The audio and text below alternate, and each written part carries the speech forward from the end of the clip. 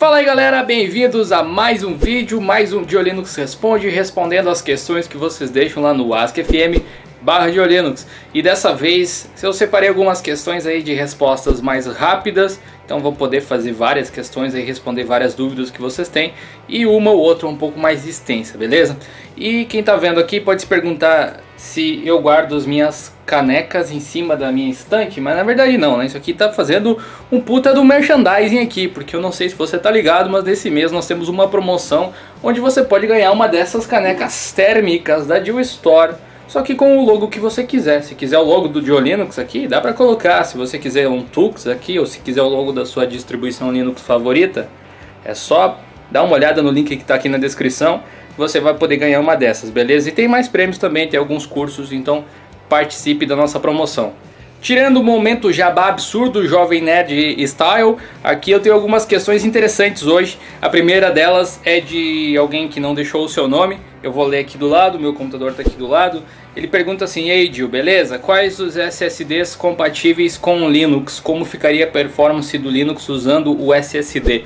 Cara, na verdade, pelo que me consta pelo menos, não tem incompatibilidade nenhuma. Todos os SSDs são compatíveis com Linux e você não vai ter dificuldade com nenhum. Você pode observar a marca, mas seria a mesma coisa que você fosse comprar um HD, um SSD para Windows, e o desempenho vai aumentar bastante, assim como aumenta no Windows. SSD é interessante de você levar em consideração quando você está montando um PC potente, mas hoje em dia, pelo custo que ele tem, ainda não vale a pena levar em consideração em todos os casos, todas as montagens que você fizer.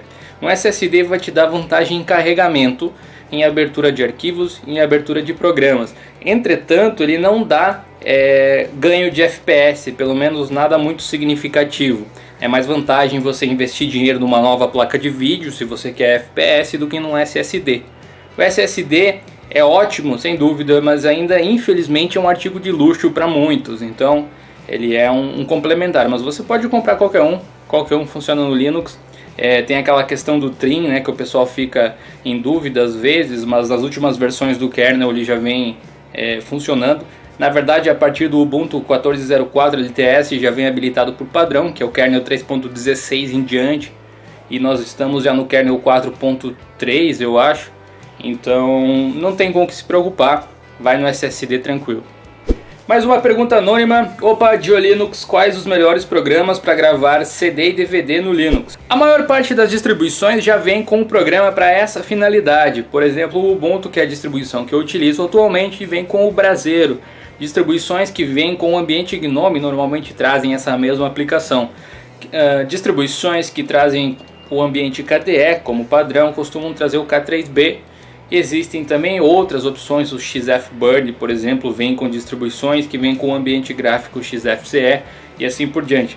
Então essas três opções são talvez os melhores que a gente tem. A gente também tem o Silicon Disk Burner, que não faz parte nativamente de nenhuma distribuição, mas é uma opção também. Tem até o Nero para Linux, mas eu particularmente não acho desnecessário. O Brasero dá conta do recado, o K3B então nem se fala. Talvez seja dessas opções que eu falei o que tenha mais recursos. Então dê uma olhada aí, ele deve estar no repositório da sua distribuição, todos esses que eu falei: Brasero, K3B, XFBurn e o Silicon. Eu vou deixar um link aqui na descrição de um post que eu fiz sobre ele. Diolinux: como fazer o DVD de filme com menu no Linux? Abraço! Abraço pra você também que não falou seu nome. Fazer DVD com filme no Linux, com menu, não sei o que, deve ser autoração de DVD que você está querendo fazer.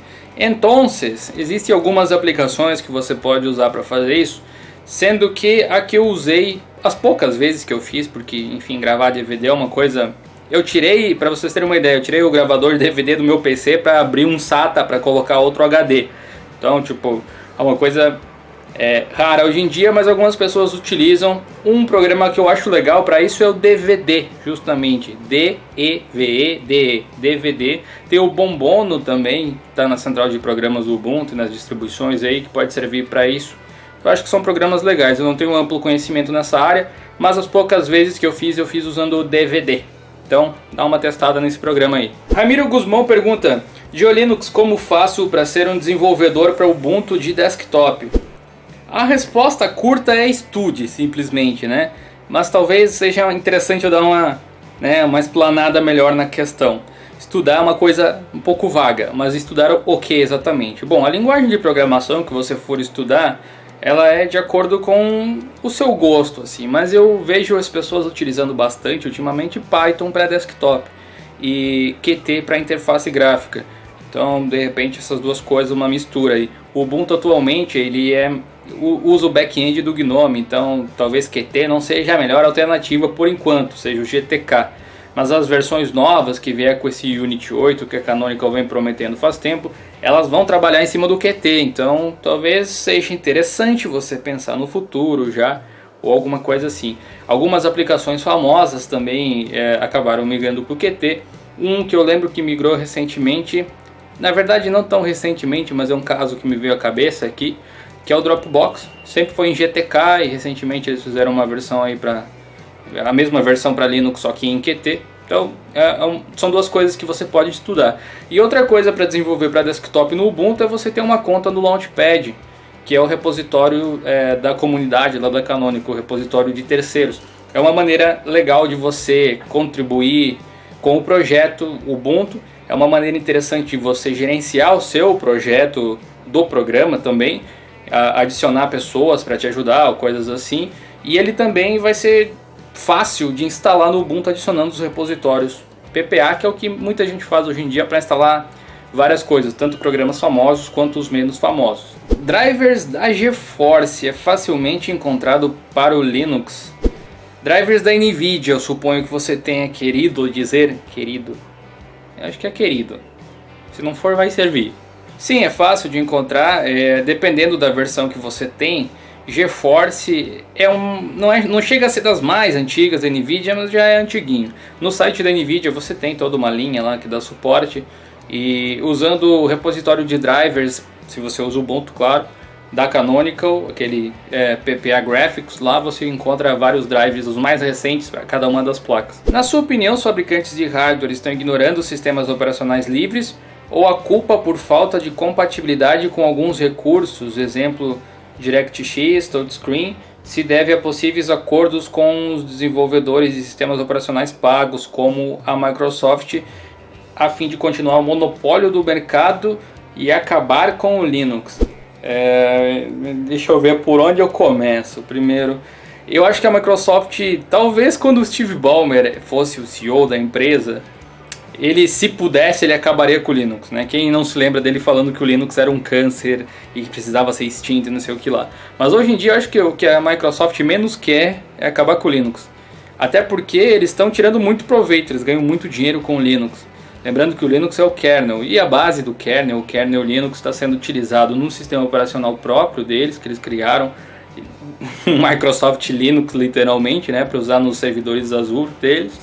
Inclusive essa plataforma de nuvem aí da Microsoft já engloba várias distribuições famosas, Ubuntu, Red Hat, eles colocaram o Debian agora também.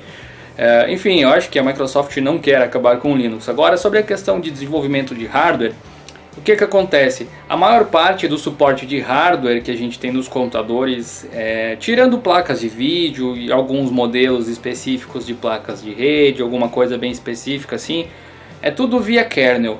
Então os drivers eles estão no kernel, por isso que é incomum você chegar num site de alguma, sei lá, você comprou algum aparelho ali, enfim, para ligar no seu computador, você vai no site e não vai encontrar drivers para download, porque provavelmente o kernel Linux já vai reconhecer. Quem já formatar um computador com Windows e com Linux sabe que na maior parte das vezes, quase, sei lá, vamos chutar uma estatística aqui, 95% dos casos, a não ser que você tenha uma placa de vídeo NVIDIA ou AMD, você não precisa instalar driver. Está tudo reconhecido e funcionando. Claro, aí você pode questionar aquela questão de poderia ser melhor aqui numa coisinha específica. Minha placa de som aqui seria melhor reconhecida se tivesse um driver específico.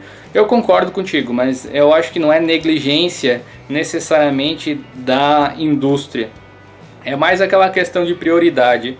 Porque, como eu já expliquei em algum vídeo passado aqui, esse talvez seja um dos segredinhos, entre aspas, da Microsoft, que é ter chegado muito antes no mercado do que as outras pessoas. Então, e tendo essa dominância de mercado, justamente por ter chegado antes, faz com que as empresas que lançam qualquer produto novo vão compatibilizar primeiro esse produto com o Windows, porque afinal de contas, sejamos honestos, é muito mais fácil você atingir uma pessoa que usa o Windows simplesmente por estatística, não por qualidade do usuário ou localização, qualquer coisa assim, simplesmente por estatística. A maior parte das pessoas efetivamente usa o Windows. Não porque elas pensaram e chegaram à conclusão de que o Windows era a melhor escolha para elas. Para algumas talvez até seja, não é nem isso que eu quero discutir. Mas efetivamente é isso. As empresas vão desenvolver os seus drivers ou alguma coisa assim para outros sistemas operacionais que não Linux antes, justamente pela quantidade que se tem. Até porque dependendo do aparelho que você pegar, você vai ter a mesma dificuldade com o macOS também. Apesar da Apple ter uma gama de usuários maior do que o Linux no desktop, é bom deixar claro isso, no desktop, eles sofrem do mesmo mal. Muitos aparelhos por aí não tem drivers específico para Mac, mas daí fica na questão do kernel do Mac fazer aquele reconhecimento igual o Linux faz. Porém, a gente não pode descartar essa hipótese que você levanta de que há contratos com a Microsoft para produzir drivers, enfim, melhorar o suporte para o Windows. E eu acho que é até uma coisa natural. Quando você decide usar Linux, você tem que ter essa noção de que a indústria agora ela está mudando, né? Até pouco tempo atrás, Linux não era nem considerado, os usuários Linux eram só literalmente os nerds de computador. Hoje em dia você vê pessoas que não entendem nada de computador profundamente usando o sistema operacional também, inclusive nos desktops. Você acredita que os sistemas operacionais que utilizam Linux podem ser empresas grandes como o Windows? Isaac Souza, abraços.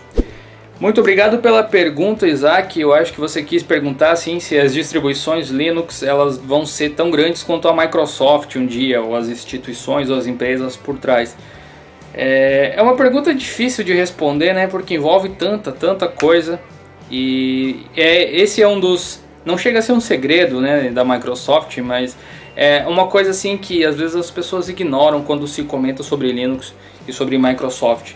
Porque toda vez que alguém diz que Linux tem poucos usuários no desktop, ou que a popularidade de uma empresa que mantém um sistema operacional não é tão alta, a gente tem que voltar para o tempo em que as pessoas não queriam ter computadores em casa. Lá nos anos 70, início dos anos 80, onde a Apple se fundou e começou um novo segmento de mercado que foram os computadores pessoais. Naquela época, a Microsoft era a única empresa que se preocupou em fornecer um sistema operacional para tudo que é tipo de máquina. E ao contrário da Apple, né, que só queria rodar o sistema dela nos próprios computadores, que fazia os computadores, ainda faz, né, até hoje em dia. A Apple nunca mudou muito o seu modelo de trabalho. E a Microsoft acabou mudando um pouco agora nos últimos anos, mas ela começou lá nos anos 70 dominando todo esse segmento de mercado. Então toda pessoa que tinha um computador, que queria comprar uma máquina, ia comprar com o Windows ou com o Mac. E normalmente com o Windows era mais barato e você tinha mais opções, mais configurações diferentes, enquanto a Apple continuava vendendo um único modelo. Inclusive foi por isso que ela passou por uns maus bocados uma época aí atrás, antes do Steve Jobs voltar para a empresa. Estava quase indo à falência, a ponto da própria Microsoft ter comprado algumas ações da Apple, né? Naquela época assim. Então essa dominância da Microsoft ela vem de anos e eles pegaram o movimento logo do início e isso nenhuma empresa Linux pegou, a não ser que o open source seja uma revolução tão grande quanto foi a invenção de computadores pessoais, que eu acredito que não seja, apesar de ser uma grande revolução conceitual, ideológica inclusive, da maneira com que se desenvolvem as coisas. Eu acho que não chega a ser tão grande quanto a invenção, a proliferação do computador pessoal. Eu acho que nenhuma empresa Linux conseguirá chegar no mesmo patamar da Microsoft, pelo menos não tão cedo. Vai ser necessário uma nova revolução e que uma dessas empresas seja pioneira nesse segmento. Agora, o que pode acontecer? O que vem se falando nos últimos tempos aí? Você deve ter ouvido falar, vocês devem ter ouvido falar da tal da internet das coisas. A empresa que está sendo muito pioneira nesse segmento e está sendo parceira de várias outras empresas, de Intel, de MTech, saiu essa semana inclusive, enfim, que está construindo um sistema operacional para a internet das coisas a ponto de rodar, já vimos vários exemplos em geladeiras, em drones, em carros, em quem mais que tinha que eu vi? Torradeira, literalmente torradeira, né? A gente falava uma vez brincando de instalar Linux em torradeira e agora tem também, né? Enfim, é a Canonical com o Ubuntu Core, né? O Snap, o Ubuntu que é para essa internet das coisas. Então, se essa internet das coisas realmente bombar, a Canonical está muito bem posicionada com o Ubuntu. Mesmo assim, se esse segmento bombar, empresas como Microsoft, Google, Apple, que já tem muito poder aquisitivo, com certeza vão entrar na briga. Então pode acontecer a mesma coisa que aconteceu com o Ubuntu Edge, para você ter uma ideia. A Canonical teve a ideia já do Ubuntu Edge faz uns 2 ou 3 anos. O que era o Ubuntu Edge? Esse esquema de você ligar o smartphone e uma dock e usar ele como computador. O Ubuntu Edge era parrudo pra caramba, tinha muita memória, um processador muito bom, processamento de vídeo, espaço interno, era literalmente um PCzão. Um notebook do tamanho de um celular que você ligaria numa dock e aí você colocaria para funcionar. Parece que agora com o Ubuntu Touch, que vai ser lançado ainda com a versão para desktop agora em 2016, lá por outubro, a gente vai ter efetivamente essa opção. Se você acompanha algumas postagens aí no blog de Linux sobre o Unity 8 e tal, você deve ter visto alguma coisa do pessoal rodando o Nexus 4 em uma tela com teclado e mouse e coisas assim.